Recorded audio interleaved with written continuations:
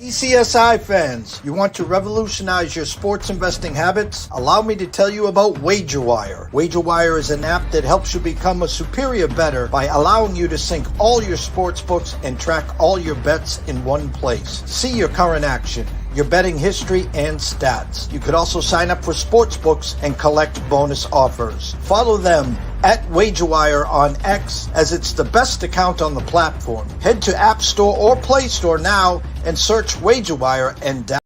2,000 years long, we will never settle. Hard days, no way, with a heavy metal. No time, no fail, won't stop here. Like a torch to a flame when it burns hot.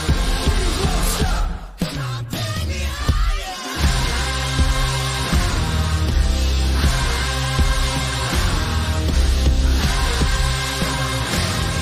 Like a torch to a flame when it burns hot. We won't stop.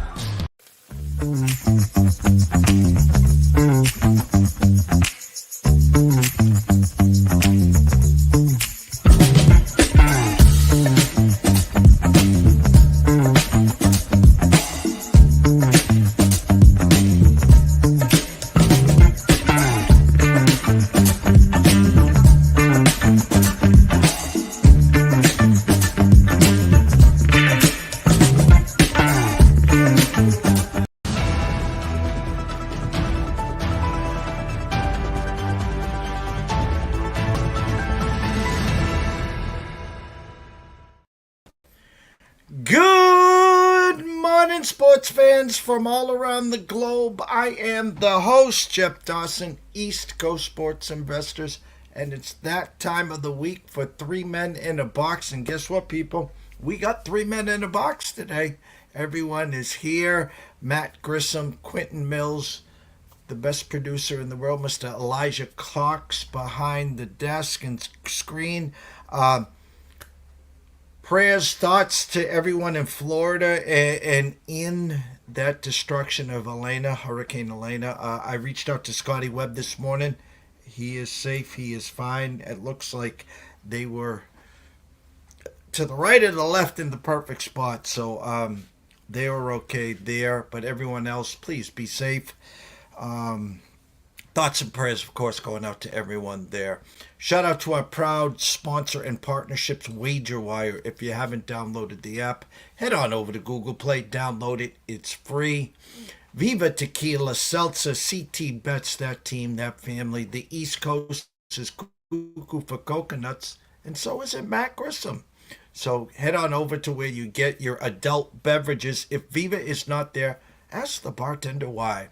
And our newest proud sponsor and partnership, Atlanta Steak and Seafood, Terry Smith. Go follow him over on Facebook. Go follow Atlanta Steaks and Seafood. Introduce yourself. Tell him JD from ECSI sent you. Place an order today. You'll be grilling for Monday Night Football, maybe sooner. You can give Terry a follow. I got a big, huge care package, 2 boxes. The grill has not stopped. So without further ado, the two real stars of this show, Mr. Matt Grissom and Quentin Mills. What up, boys? Oh, shit. We got Q back. Sorry for the Friday. I hope I have a good Friday and Saturday night. So we'll see. You will have a good Friday and Saturday. I went 3-0 last week, so let's parlay that. Speak it. 2-17 the 2 prior weeks before, but we bounced back. Even on life support, miracles happen. Hey, listen, it sounds like the NFL. 3 weeks of carnage, Yeah. 14+ thousand in the Survivor. Matt's sitting there with a big cigar. He's got his nice little bourbon on the rocks, and he's like, man, I saved $1,000. Man, I am a smart guy, aren't I? Right, Mr. Grissom? That's exactly. I mean, I didn't think it was going to get this crazy, but yeah, I'm patting myself on the back. Like, good job. Way to not waste $1,000. Oh, and the proxy service too. So you save yourself about $1,300, which Right. you know, that gets you to and from Vegas at least. You know, the boys will hook you up, so it gives you a little flash cash. Yeah, and then we're going back out October 18th weekend, which is going to be an awesome slate of college football that weekend. But also, my friend, they're getting remarried for their 10-year anniversary, so I get to attend a Vegas wedding. And the last thing I wanted to do was go back out there and not be alive in Survivor. So, yeah, I wouldn't have been. Glad it all worked out. Good luck to those that are in it.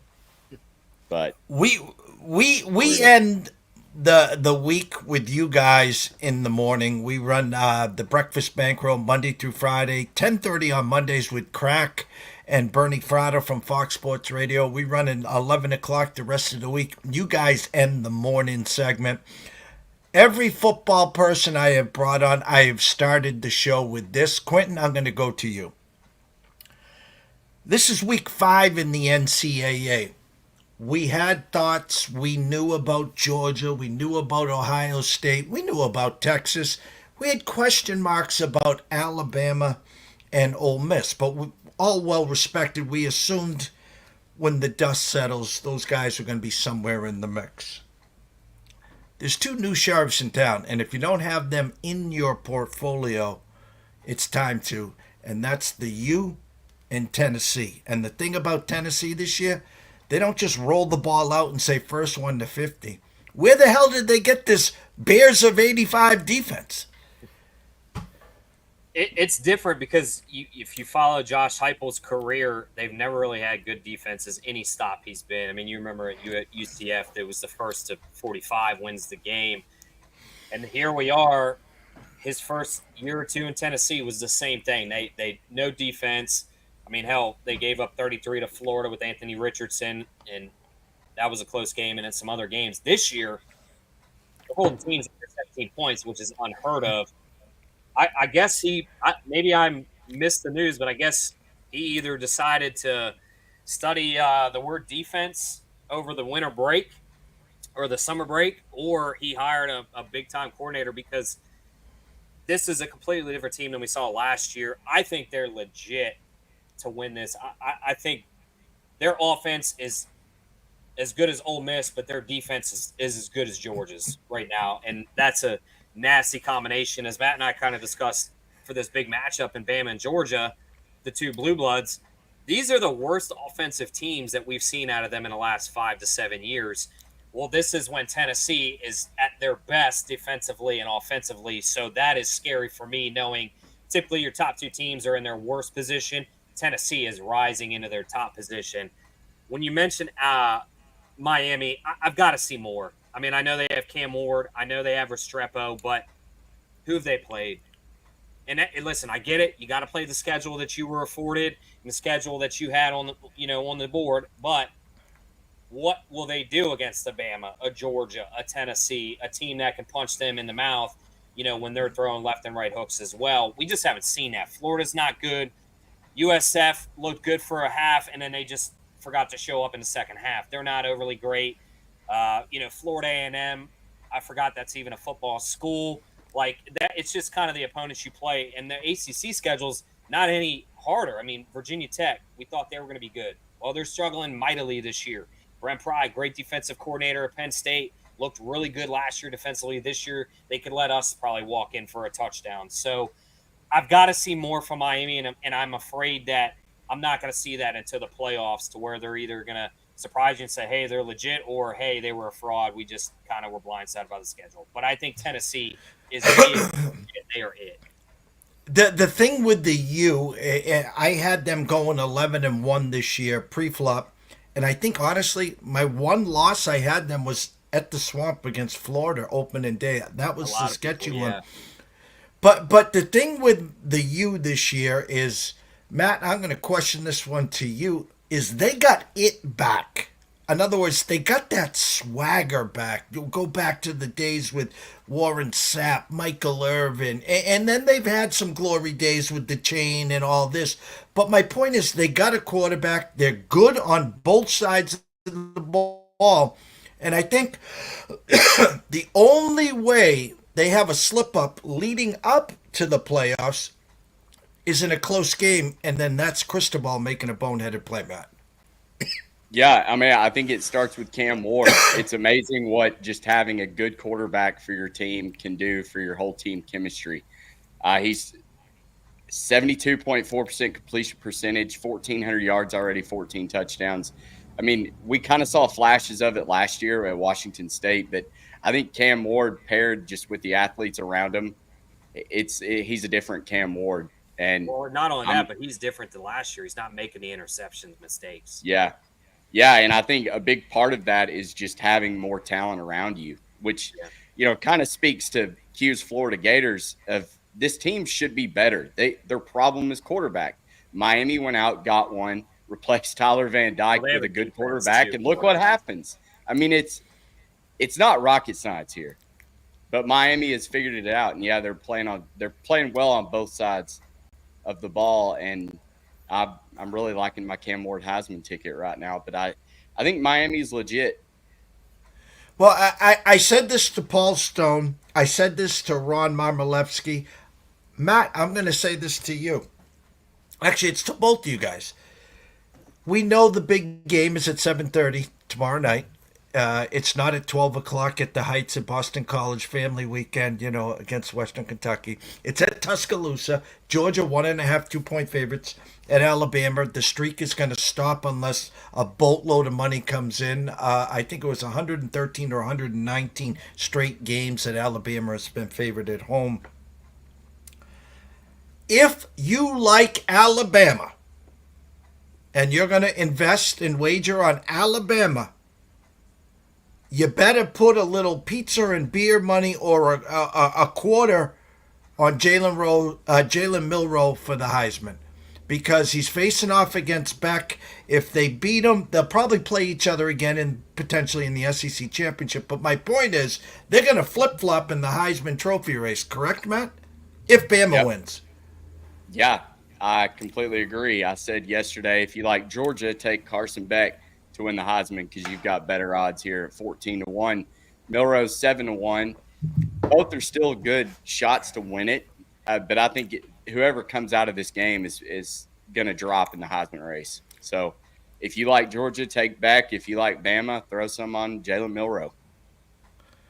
Q, you had a couple weeks of struggling. We're up to week 5. You had a good week last week. You can breathe. It's a decent card, not a great card, but there's some big matchups and bigger matchups coming.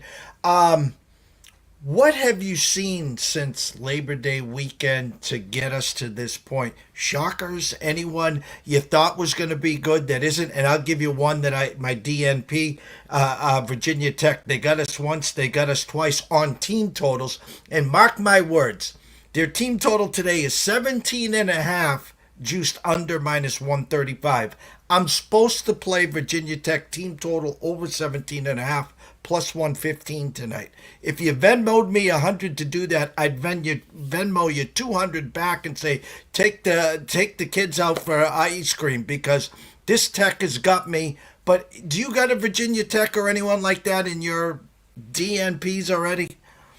I think it's a couple. I think the first couple weeks with Oregon, team total points, you were playing off expectations from last season, and they were just falling short. And then now they're starting to get it. But then once they go, another team, like you mentioned, Virginia Tech gets you. Michigan, Matt and I they're playing Arkansas State, is one of those bad losses. They were up, 26. We needed them to cover 21, and they gave up 2 touchdowns in the span of 3 minutes. As Matt texts me, their defense will go 3 and out. Arkansas State won't score, and he throw 2 60-yard bombs, and there isn't a cornerback within 30 yards. I think the teams – and maybe this is us getting used to a 12-team playoff, they're not playing all 4 quarters. They're just playing to get the win. If that means 3.5, they don't care about not covering the spread. They care about winning that game and maybe resting some players and maybe taking that intensity off, a couple minutes early than what they normally did, because it's not worth getting hurt or somebody, in that fashion. I've lost countless games at the end where it's just teams are giving up, these lazy, not caring the world touchdowns. And I think it's struggling, it's frustrating, but maybe it is an adaptation of these 12 teams. There's really only 12 to 15 teams that are actually competing for those spots. Everybody else is a far cry. The problem is we get sucked into betting those 12 to 15 teams. Well, when they have this mentality of, hey, we just need to win, it doesn't matter if we win by 30 or 3. A win's a win at the end of the day as long as we make the top 12. So I think parity in the sport as a whole goes with that. But there's been some teams, some massive letdowns. Michigan, Oregon, Nebraska losing Friday night on home, to me it seemed off. So it just depends. It's who you look for in that matchup. Somebody's bound to let you down. Matt? Yeah, I think Michigan's probably been one of the more disappointing teams, just not being able to finish. We knew that they were going to struggle at quarterback, but the rest of the running back squad, the defense should have been a lot better. So I actually like them against Minnesota. I think 9-10, somewhere in that ballpark. Q said Oregon. I agree with that. I think Dan Lanning was playing with his food a little too much through the first few weeks. Just trying to figure out Dylan Gabriel and how he's going to move the ball just to establish some tempo, but they still get the win. And then Auburn, Auburn looks really bad. The return of Peyton Thorne and Hugh Freeze's offense, I thought they would be a little bit better. I think their season win total was maybe 6.5 or 7. I mean, this is a dead under team. Which OU coming to town, that we'll get into that in a little bit. That's a very interesting line. I think Kansas, I don't know. Too. Do what? Kansas, yeah. Kansas, same thing. And Auburn, you thought it was going to flourish with Jalen Daniels. Here we are. Yeah, just a lot of question marks still with several teams that were supposed to be better than what they are.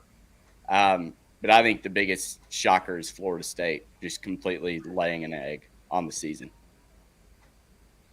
About that time of the show, Matt, give us your Arkansas Suey report. Well, so fun fact, Bobby Petrino, during his tenure at Arkansas, he was 3-0 against Texas A&M. Sam Pittman beat Texas A&M 20-10 2 years ago. They're actually the only two head coaches that have beaten Texas A&M. Brett Bielema, I don't think ever did. Obviously, Chad Morris never did. Surprisingly enough, though, we were always within a touchdown in those games. So hats off if you covered. It's always been a weird game. It's always been really tight. The look-ahead line was Arkansas plus 10.5 before the season. I jumped on it. It stayed at that through week 1, despite Texas A&M getting embarrassed by Notre Dame. Jumped on it again. Now it's Arkansas plus 6.5 in some places I'm seeing. I would jump all over that, especially if it gets to a touchdown. I think Arkansas will keep this close. We know Sam Pittman's record on the road, neutral site, whatever, 13-3 against the spread as a dog. How can you not be excited? A&M looks bad. Arkansas played their worst game. Taylor Green had his worst game he's ever had, and we still won. So we beat a bad Auburn team. I get it. But on the flip side, they're 3-1. Probably could make a case that they should be 4-0. But you've got an opportunity to go into Jerry World for the last time and get a big win, which Bobby Petrino is used to doing. So I think it's Hogs here. Well, I will be devil's advocate, Mr. Grissom, just pointing this out, because I know some people that would be, listen, I got 10.5 and I'm seeing 6. There's a huge middle opportunity with some key numbers in that, so keep an eye on that, maybe live game. Yeah, I should have taken it when it was 3.5 or 4 earlier in the week, but I think Arkansas has showed you that they like to start hot. So if they get in here and score a touchdown early, the Hogs are going to hog. They're going to make it a game. We could have a 21-0 lead at halftime, and I promise you it's going to be a game. If you're going to buy the 6.5, I would strongly encourage paying the extra 10 to 15 cents and just get it at 7. Worst case, you push. If they beat you by more than 7, you just tip your hat to it. Well, funny because I wasn't buying the steam last night in the NFL game, and I bought the hook, and we took Dallas to 4 and a hook, and it lands on 5. So I firmly agree with you there. Give us the Swamp Report. Billy Napier's still in the office.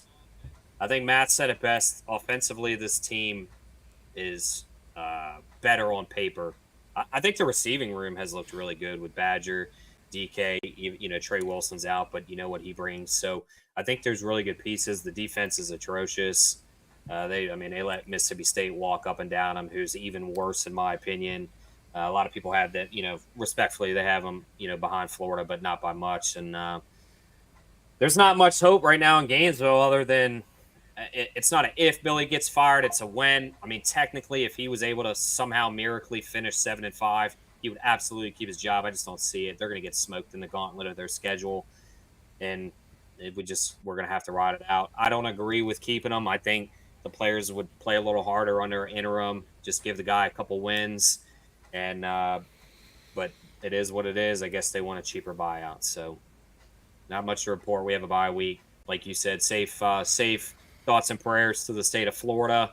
Looks like Tallahassee got murdered, dead center of the storm. So hopefully Gainesville hasn't been hit too hard. I know I bashed Florida State, but hopefully nobody's seriously injured. Hopefully none of the facilities are majorly damaged, and we'll just focus on Gainesville football next week. Before we get to the Viva 4-pack and the Atlanta Steak and Seafood 6 slab here, I have to ask you both this because I've been waiting 2 decades for a signature win from Nebraska. They were spotlighted Friday night with an opportunity to get to 4-0, and they do what they do, and they just rip the heart right out of me. And I'm a little still salty at this point. And let me just say this. I mean, Purdue... I think us 4 could suit up against Purdue and score against them. That's how bad they look right now. And Nebraska's only a 10-point favorite, but we'll get to that. My real question is, what was Nebraska? 6, 7-point favorites against the Illini. Yes. Penn State 19 and a hook. Now, is Vegas telling us a letdown? Is Vegas telling us Penn State's this real? I'm having a hard time. Not that I'm running to the window to bet the Illini here, but that's about a 12.5-point difference between the Nebraska and Penn State number on Friday. I think, I mean, I told Matt like on our show yesterday, I think it's a really tough line because they could, Illinois looked. I looked back last week. I didn't think Nebraska played horrible. I think Illinois just played that well in a tough environment. Luke Altmaier looked, for all intents and purposes, like a Heisman quarterback for that one game. And I don't think anybody saw that performance out of him. Yes, was it a letdown? Nebraska still should have won. They're the better team roster-wise. They're the better team at home. Big-time Friday night national game. It is what it is. Illinois is going into a whiteout. That's a notoriously tough game. It's a hard place to play even when it's not a whiteout. The only teams that can win against the whiteout is typically Michigan and Ohio State. So I think that goes against Illinois. The pressure Altmaier is going to have. Yes, Balima's comments got taken out of context in terms of the whole whiteout, being a scam or whatever he kind of alluded to. But media is always out of context, and they portray it to whatever the narrative is. So that has no market. Penn State took that as bulletin board material, and they're going to run with it as long as it's up there. That they believe they'll go with it. I think this is a 17 to 21 point game. This is one of those lines I couldn't fault you for taking either side. I think Penn State is a little better this year with Drew Aller than they were last year. But if we see the last week's Illinois, it wouldn't be surprising for them to cover this number and still be a decent win for Penn State.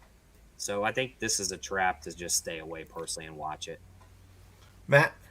Yeah, I like Penn State here. Drew Allers looked really good. 729 yards, 8 touchdowns, 1 interception. They are ranked second in pass offensive success rate. I think their defense is much better than Nebraska's. I think Illinois is going to get exposed a little bit. I mean, you're stepping into the ring with a bigger boy than Nebraska. I think Penn State rolls, and you know how James Franklin tends to always try to cover the number. So I wouldn't be surprised if this was like a 35-14 type game. I'll ask like you you said, it's in the whiteout, like it's loud. Luke Altmaier did look good last week, but I think he's facing a different beast. I'll ask you both this question real quick. Ironically, on Fantasy in College, I have Nebraska and I have Penn State's defense. Who are you playing this week? Penn State. We had the Illinois team total under 16.5. I knew I was dead at the end of the first quarter, maybe early second. Um, I think on paper, Quentin, you would lean to Nebraska just because how bad They're playing Purdue Purdue. is, but I'm going to take the sizzles here. Yeah, but I'm gonna take the sizzle, the white out, and I'm gonna follow up with Matt. And that place is gonna be rocking. I would take Penn State. All right, we're putting them in. All right, I just We love got it. about I mean, I don't state. think it's a loss either way. I think I mean, it's a good problem to have. Again, now, Matt. The first thing we're gonna lead off with next Oh, I Friday is know. how the bleep did I not play Nebraska defense? They're gonna pitch a shutout with like a fumble recovery touchdown, pick six. No, here Illinois is going to take the opening kickoff to the half or something, and he's going to be like, "Damn it, why did I do this?" And then Penn State will shut the door the rest of the way. Yeah. 42-7 final, exactly. Yeah. Standing room only right now. We're at that time everyone's been waiting for. We're going to start this segment off with the Quentin Mills Viva 4-pack. Hit it, Elijah.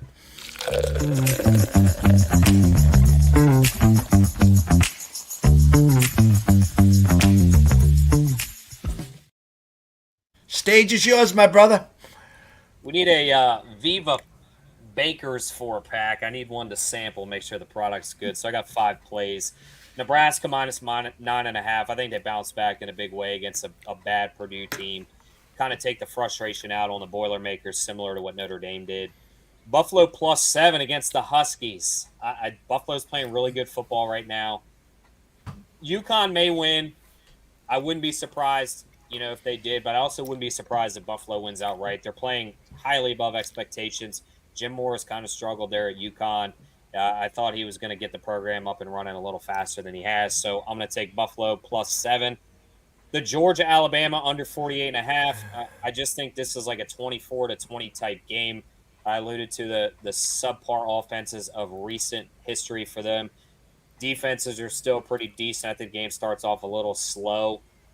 So we're looking at that. I have a teaser. Notre Dame pick'em, K-State plus 1.5. I think K-State bounces back in a big way. And then Notre Dame, I think, wins a close one against Louisville. Louisville beat them last year. I think there's a little revenge spot. Notre Dame also needs this win. They've already had that bad loss. They can't afford a second loss, in my opinion, for Marcus Freeman and the Irish. And then a play I like this week early on, Michigan first quarter minus 2.5. I think they should be able to run the ball really well against Minnesota. Minnesota's given up over 200 yards a game defensively on the rush. So Alex Orji can't throw. You know that Mullings, you know that Edwards and Orji are going to run the ball. You're just going to punch us in the mouth, and you're going to make the Gophers stop us. I don't think they can. I think even if you get a field goal position, Michigan should be able to, at least for the first 15 minutes, stop Minnesota from scoring or kind of have that 7-3 game. Those are my plays for the week. Didn't Michigan beat USC and what they threw for less than 40 yards, correct? They had like 9 yards of total offense in the second half until that last drive. Yeah, and I think it was like less than 50 yards receiving, which was mind-boggling that you could continue to run up the gut in a 2-minute offense and somehow score. It's wild. Yeah. All right. Game. Elijah, it's Matt's time. Let's hit up the Atlanta Steak and Seafood 6 Lab.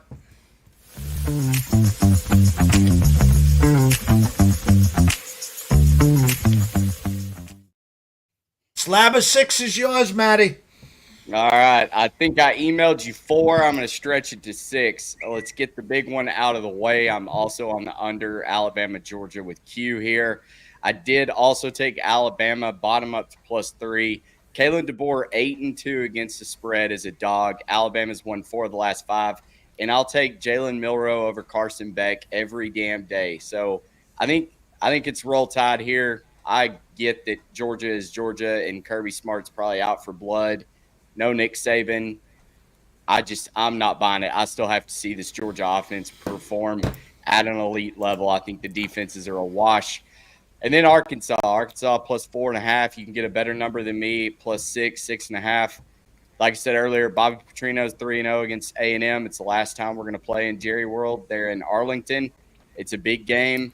A&M still doesn't know who they're going to start, whether it be Connor Weigman or the backup dual threat kid, who I actually think they should start, even though I think that line movement is indicative that Weigman is back. Then I've got Kansas State -5. Both teams coming off their first loss. Oklahoma State's won 4 of the last 5 in this series. But it's a question of who do you believe? Who do you believe more? Alan Bowman, Ollie Gordon have not looked extremely good. Avery Johnson's had flashes. DJ Giddens. I'm taking K-State. Kelly, they better not let me down. They've got to show up. Avery Johnson's got to play well. And I think Oklahoma State kind of showed their blueprint for Avery Johnson on how to beat them, and it's to do what Arkansas did, but do it for 4 quarters. If Avery Johnson can get out of the pocket, run the ball with Giddens, they're going to be able to make plays. I like them -5. You touched on Dallas Cowboys though last night. I think don't let that get that hook. That 5.5. You may think, it's a weird line. It's under a touchdown. They know. Aubrey missed that kick on purpose. UCF Colorado over 61.5. It's KJ Jefferson versus Shadur Sanders, the gold and black. I really think this is going to be just a boat race back and forth. Colorado's averaging 27 points a game. UCF's averaging 46. I don't think either defense is very good, and I think these are two kind of dark horse Heisman guys that probably are out of the race now, but they're coming into the season. I think they both had a lot of hype. So I think they both show out. You have a higher scoring game. And then drama. It's $100,000. Matthew Sluka is now off the team. UNLV money line. Give it to me. Okay? Haj Malik Williams, the transfer from Campbell. This kid is no stranger to a football field. All right? He has over 8,200 career pass yards, 1,700 career yards on the ground. He's got like 70 touchdowns coming into the season. You've already seen other UNLV players post on social media how, let's ride on this kid starting. I think he's the real deal. I think he gives them just as good, if not a better shot to win games than Matthew Sluka did. So Haj Malik Williams, know the name. Take them on the money line. They're going to beat Fresno State. I was real high on UNLV to start the year. Biggest game of the year, obviously, against Fresno State. When I saw that news, I vomited in my mouth. And I almost didn't put 2 and 2 together. BC's second game of the year last year was against Holy Cross. So I saw this kid live. I was on the field watching him. He's good. He's good. And Holy Cross had a chance to beat BC. Shocker. And then there was an hour and 10-minute delay for Lightning. And then they turned the ball over and BC held on. So I'm rooting for UNLV. We saw the big move from 3 down to a pick 'em or whatever, now 1. So I love where your eyes are there, guys. As we always wrap up the show, a nice little 7-yard button hook. Q, tell them where they can find you on social media and your website. At Q Millie, that's 3 L's, 2 Y's. You can check our website out at www.collegefootballinsiders.com. Matty. At Grissom on X, like Q said, follow along. The website, collegefootballinsiders.com, has Parker Fleming, college football graphs, all of his projections. We're ramping up on first quarter totals and first half totals. You can check out all of that under the IPR tab, Insiders Power Rank, which was actually ranked 4th. I'm not sure who did it, but we tweeted it out. Pretty cool. In our power ratings, I think our accuracy against the spread picks is 4th out of like 35 people that this guy has tracked. So a lot of good information over there. If you haven't checked it out already, go do it. And the website again, Matty? collegefootballinsiders.com. Want to give a shout out to Mr. Russell Saylor. Marty Lowe, Roll Tide, best of luck Saturday night at 7:30. Roll Tide, Marty. in Tuscaloosa. Shout out to Amber as always. Guys, I can't thank you enough. Enjoy the week. Enjoy the weekend. We'll catch you here at the same bat time, same bat station next Friday. How's that, guys? Sounds great. Good. All right, Elijah, we're going to go to a quick couple of commercials. When we come back, we'll give it a wrap-up. A shout-out again to Matt Grissom, Quentin Mills. Go follow them, NCAA Insiders. Quentin Mills, that's 3 L's, 2 Y's. Q Millie on Twitter. And, of course, Matt with the greatest handle ever on Grissom on X. So, guys, have a day. Elijah, let's have a couple commercials, and we'll wrap it up. Thank you, guys. Thank you. 2,000 years long, we will never settle. Hard days, no way, we're the heavy metal. No time, no fail, won't stop here. Like a torch to a flame when it burns hot.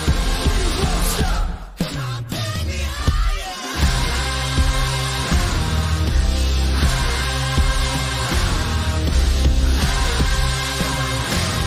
Like a torch to a flame when it burns hot. We won't stop.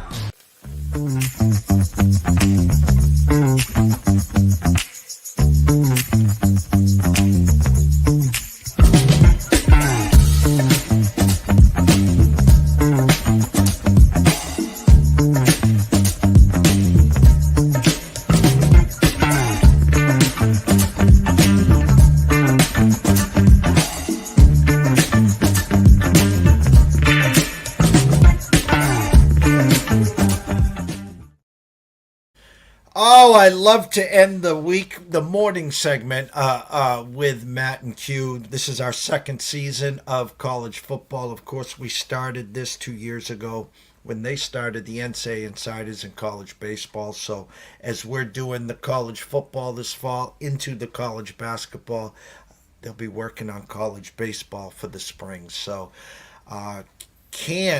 can't wait for that. I got November 1st already circled. And, oh, by the way, Tuesday is October 1st. Get the spice lattes ready for that.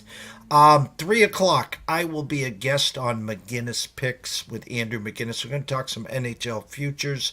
5 o'clock, could be a little earlier. I'll be back with Riley Magnuson and the closing bell. It is Fade the Public Friday. Fade the Public Friday. Jeez. Having a hard time with the tongue. We are fading the favorites on Friday, meaning just be careful. How's that sound? Meaning it's payday, people run to the windows, they bet the favorites, they bet the over. So not that we're fading every favorite, but you get what I'm saying there. Tongue's not awake yet there. And then again, weather, internet permitting, 6:15 Scotty Webb within the batter's box there. The weekends here, guys, big slate, couple days left of baseball. It does not end on Sunday. Most likely it will end on Monday in Atlanta with the Mets and the Braves. My Tigers are just one game away from getting into the playoffs. It looks like the Royals will be there. The Twins have faded into the sunset. National League, Dodgers, Phillies, Padres, looks like D-backs, and then and the Brewers, of course, and then either the Braves or the Mets. So, everyone, I want you to enjoy the rest of the morning, enjoy the afternoon. Again, thoughts and prayers to Florida and Hurricane Elena. Going to head up that East Coast. So, everyone, don't be a hero. If it's heading your way, just get your asses ready. Make sure you get some flashlights, some candles. Make sure all your electronics are charged up. The ones that run to the grocery store for the milk, the bread, the eggs, well, if you lose power for 3 days, well, you're going to be throwing it out anyway. So just be a little, street smart on that one. Got to give a shout out to Mr. Elijah Cox behind the glass. Can't thank you enough for all your hard work. And as Karen Carpenter once sang, well before you were born, we've only just begun, Elijah. So, from Jeff Dawson at EC Sports Invest, Matt Grissom at Grissom on X, and of course, Quentin Mills at Q Millie. That's 3 L's, 2 Y's. We wish everyone a blessed morning, a great afternoon. I'll be on with Andrew McGinnis at McGinnis Picks at Wager Talk at 3, and me and Riley will be back by 5 o'clock for the closing bell. See you soon, guys.